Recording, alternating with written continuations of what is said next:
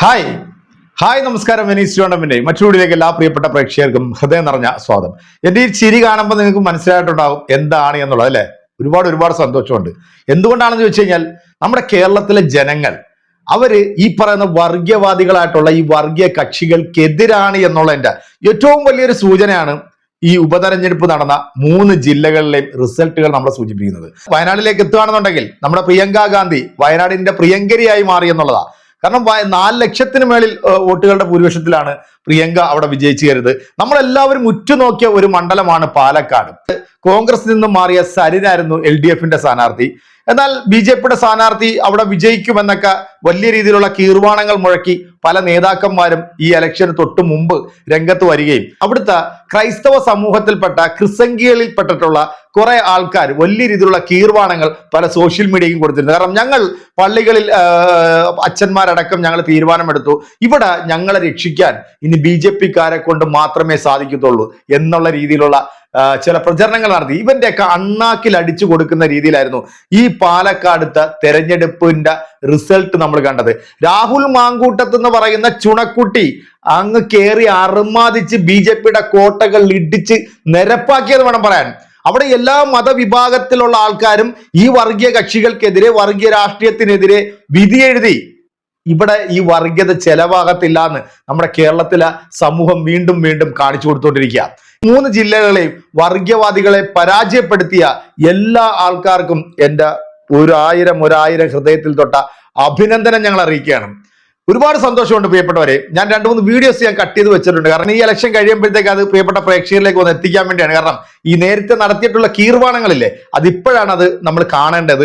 എന്തായാലും വളരെ പ്രധാനപ്പെട്ട ഒരു കാര്യം, നമ്മുടെ കേരളത്തിന്റെ ഉള്ളി സുരേട്ടൻ പറഞ്ഞിട്ടുള്ള ചില മണ്ടത്തരങ്ങളും പൊട്ടത്തരങ്ങളും വിഡ്ഢിത്തരങ്ങളും ഇദ്ദേഹം ഈ കേരളത്തിൽ പാഴാണ് എന്ന് വീണ്ടും തെളിയിക്കുകയാണ്. പ്രത്യേകിച്ച് കേരളത്തിലെ BJP അണികൾക്ക് പോലും ഇനി അങ്ങോട്ട് ഈ ഒരു പാഴ് സാധനത്തിന് എന്താണ് ചെയ്യാൻ പോകുന്നത് എന്നുള്ളതൊക്കെ നമുക്ക് കണ്ടറിയേണ്ടതിരിക്കുന്നു. വളരെ ഗംഭീരമായിട്ടുള്ള 2 വീഡിയോ നിങ്ങൾ ഇത് കാണാതെ പോകരുത്. ഇത് കാണണം, കൃത്യമായി നിങ്ങളുടെ വിലയേറിയ അഭിപ്രായങ്ങൾ അറിയിക്കണം. അപ്പൊ നമ്മുടെ രാഹുൽ മാങ്കൂട്ടത്തും നമ്മുടെ പ്രിയങ്ക ഗാന്ധിയും അതോടൊപ്പം തന്നെ LDFന്റെ സ്ഥാനാർത്ഥിക്കൊക്കെ, വിജയിച്ച സ്ഥാനാർത്ഥികൾക്കൊക്കെ എന്റെ ഹൃദയം നിറഞ്ഞ അഭിനന്ദനങ്ങൾ അറിയിക്കുകയാണ്. വർഗീയതയ്ക്കെതിരെ ആരിവിടെ രംഗത്ത് വന്നാലും അവരെ ഇവിടുത്തെ ജനം വീണ്ടും പിന്തുണയ്ക്കുമെന്നുള്ളതിന്റെ ഏറ്റവും വലിയൊരു ശുഭ സൂചന തന്നെയാണ്. പാലക്കാട് പ്രതീക്ഷിക്കാത്ത, അതായത് പാർട്ടി പോലും പ്രതീക്ഷിക്കാത്ത തരത്തിലുള്ള ഒരു മിന്നുന്ന വിജയം തന്നെയാണ് രാഹുൽ മാങ്കൂട്ടത്ത് കാഴ്ചവെച്ചത്. ഏതാണ്ട് 18,000 വോട്ടിന്റെ ഭൂരിപക്ഷത്തിലാണ് അദ്ദേഹം അവിടെ വിജയിച്ചു കയറിയത്. അത് ഇവിടുത്തെ നല്ലവരായിട്ടുള്ള ജനങ്ങളുടെ വിജയം തന്നെയാണ്. അതിനകത്ത് പറയാതിരിക്കാൻ നിവർത്തിയില്ല. ഇനി ചാനലിൽ കിടന്ന് കുരയ്ക്കുന്ന ഈ വേട്ട പട്ടികളോട് പറയാനുള്ളത്, ഇനിയും നീയൊക്കെ അധികം കുരച്ചാൽ ഈ അനിസ്പ്രയുടെ പരസ്യം പോലായി പോവും, പൊടി പോലും ഇല്ല കണ്ടുപിടിക്കാൻ എന്ന് പറഞ്ഞ കേരളത്തിലെ ജനങ്ങൾ നിന്നെയൊക്കെ ചവിറ്റുകൊട്ടയിൽ എഴുതുന്ന ഒരു കാലം വരാനിരിക്കുന്നേ ഉള്ളൂ. നമുക്ക് എന്തായാലും നേരെ വീഡിയോയിലേക്ക് ഒന്ന് പോകാം. ഹരിയാന മാത്രമാണ് നിങ്ങൾക്ക് ഒരു ആശ്വാസം അല്ലേ?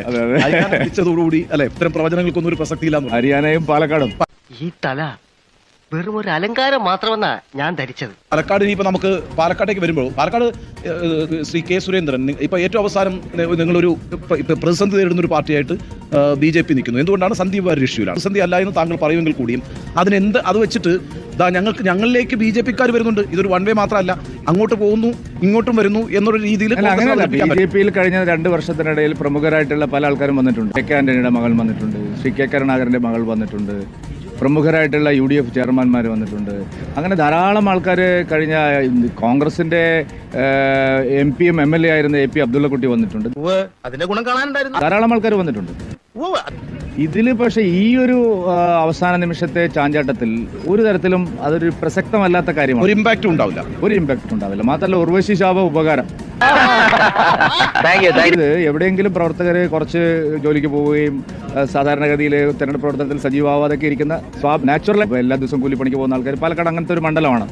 പക്ഷെ ഇതെല്ലാം കാണുമ്പോൾ അവരെല്ലാം ഇപ്പൊ ചാടി ഇറങ്ങിയിരിക്കുക. നിങ്ങൾക്ക് ഫീൽഡിൽ പോകുന്നുണ്ടല്ലോ നിങ്ങൾ.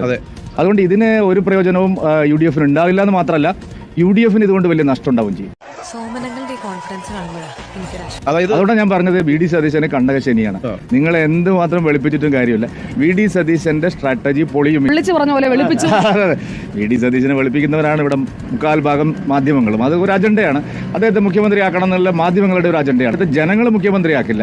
ഈ തെരഞ്ഞെടുപ്പ് കഴിയുമ്പോൾ ഞാൻ പറയുന്നു VD സതീശന് പ്രതിപക്ഷ നേതൃസ്ഥാനം തന്നെ ചോദ്യം ചെയ്യപ്പെടുന്നുള്ള കാര്യത്തിൽ സംശയമില്ല. അദ്ദേഹത്തിന്റെ പ്രതിപക്ഷ നേതൃ പദവി ചോദ്യം ചെയ്യപ്പെടാൻ പോകുന്ന തെരഞ്ഞെടുപ്പാണ് പാലക്കാട് ചേലക്കര ഉപതെരഞ്ഞെടുപ്പുകൾ. 2 UDFന് ദയനീയമായിട്ടുള്ള പരാജയം ഉണ്ടാവും. എടുത്ത എല്ലാ സ്ട്രാറ്റജി ഇപ്പോൾ ഈ അവസാനം PFIയെ കൂട്ടുപിടിച്ചുകൊണ്ട് അവർ നടത്തുന്ന പ്രചാരണം പോലും അവർക്ക് വലിയ തോതിൽ പാലക്കാട് നഷ്ടം ഉണ്ടാക്കുന്നില്ല. എത്ര കാലം എന്ന് വെച്ചാൽ ഇങ്ങനെ അപ്പുറവും ഇപ്പുറവും കത്തിച്ച് നക്കാപ്പിച്ചാ പറ്റി ജീവിക്കുക. ഇതിന്റെ പേരിലാണ് നിങ്ങളൊന്ന് തർക്കിച്ചത്.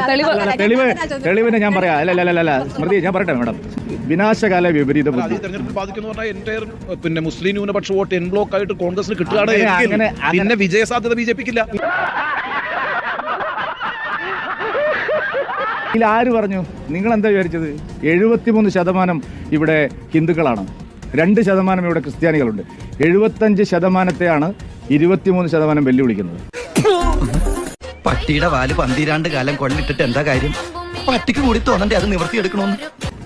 അത് ഈ രാജ്യത്ത് അത്ര എളുപ്പത്തിൽ നിങ്ങൾ ഉദ്ദേശിച്ച പോലെ. അതുകൊണ്ട് ഞാൻ പറഞ്ഞത് സതീശന് കണ്ടകശനിയാണ്.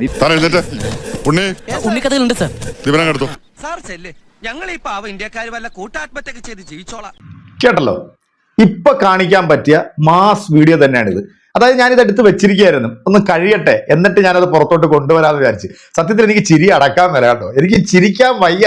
ഇനി ഞാൻ ഒരു വീഡിയോ കൂടെ എന്റെ പ്രിയപ്പെട്ട പ്രേക്ഷകരൊന്ന് കാണിക്കാം. അതായത് ഈ 2% പറഞ്ഞിട്ടുള്ള ക്രൈസ്തവരുണ്ടല്ലോ നമ്മുടെ പാലക്കാട് ജില്ലയിൽ, ആ ക്രൈസ്തവരുടെ വോട്ട് ഏത് ഭാഗത്തേക്കാണ് പോയത് എന്നുള്ളതിനെ കുറിച്ചിട്ട് നിങ്ങൾക്ക് അറിയണ്ടേ?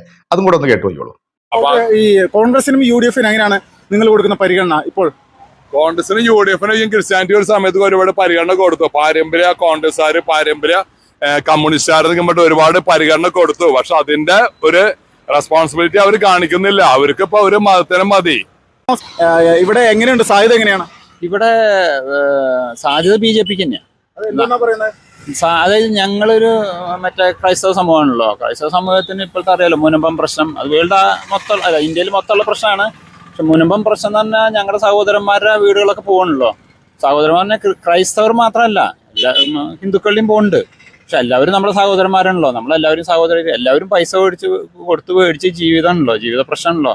അതിൽ നിന്ന് ഒഴിഞ്ഞു പോകണമെന്ന് പറയുമ്പോൾ അതിന് കോൺഗ്രസും ഇടതും അമൈൻമെന്റിനെ എതിർക്കണല്ലോ അവര്.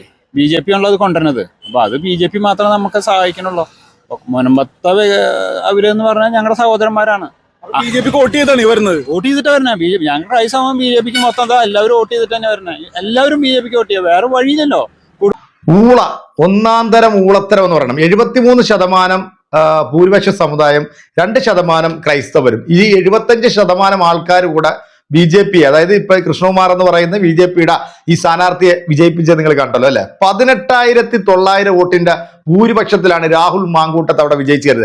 ഇതുപോലുള്ള ചില വേട്ടാവളിയന്മാർ, പൊട്ടന്മാർ, പച്ചയ്ക്ക് വർഗീയത പറഞ്ഞു നടക്കുന്ന ഇതുപോലുള്ള പിഴച്ച നാറികൾ, ഈ നാറികൾക്ക് ഏറ്റ ഏറ്റവും വലിയ 16ന്റെ പണിയാണ് ഇപ്പം അവിടുത്തെ നല്ലവരായിട്ടുള്ള, മതത്തെ മാറ്റി നിർത്തിയിട്ട് മനുഷ്യനാണ് ഇവിടെ വേണ്ടതെന്ന് കാണിച്ചു കൊടുത്തിട്ടുള്ള ആ ജനസമൂഹത്തിന് വലിയൊരു സല്യൂട്ട് കൊടുക്കുകയാണ്, കാരണം ഇതുപോലുള്ള നാറികളെ നമ്മൾ തിരിച്ചറിയാൻ വേണ്ടിയാണ് ഈ ഒരു ഉപതെരഞ്ഞെടുപ്പ് നമ്മുടെ മുന്നിൽ ഒരു പാഠമായത്. എന്തായാലും വിജയിച്ചു കയറിയിട്ടുള്ള ഈ സ്ഥാനാർത്ഥി നമ്മുടെ രാഹുൽ മാങ്കൂട്ടത്ത്, ഇനി രാഹുൽ മാങ്കൂട്ടത്തിന്റെ മുമ്പിൽ കരഞ്ഞ് നിലവിളിച്ച് കൂവി ഇവനൊക്കെ വരുമ്പോഴത്തേക്ക് അദ്ദേഹം ഒരു പക്ഷെ ചിലപ്പോൾ കൈവിടില്ല. കാരണം നമ്മൾ അങ്ങനെയാണല്ലോ, വർഗീയത പറഞ്ഞാലും ഇവരൊക്കെ നാളെ ഒരു അവസരത്തിൽ നമ്മളെടുത്ത് വരേണ്ടവർ തന്നെയാണ്. കാരണം കേരളത്തിന്റെ മണ്ണിൽ വർഗീയത എന്ന് പറഞ്ഞ ഒരു സാധനത്തിന് വളരാനുള്ള വളക്കൂറുള്ള മണ്ണല്ല എന്ന് വീണ്ടും തെളിയിച്ചിരിക്കുകയാണ്. ഇതെങ്കിലും ഒരു പാഠമായി കണ്ടുകൊണ്ട് ഇനി മനുഷ്യനെ മനുഷ്യനായിട്ട് കാണാനും മൃഗത്തെ മൃഗമായിട്ട് കാണാനെങ്കിലും ഈ വർഗങ്ങൾ പഠിച്ചിരുന്നെങ്കിൽ കൊള്ളാമായിരുന്നു എന്നാണ് എനിക്ക് പറയാനുള്ളത്. എന്തായാലും പ്രിയപ്പെട്ട പ്രേക്ഷകരെ,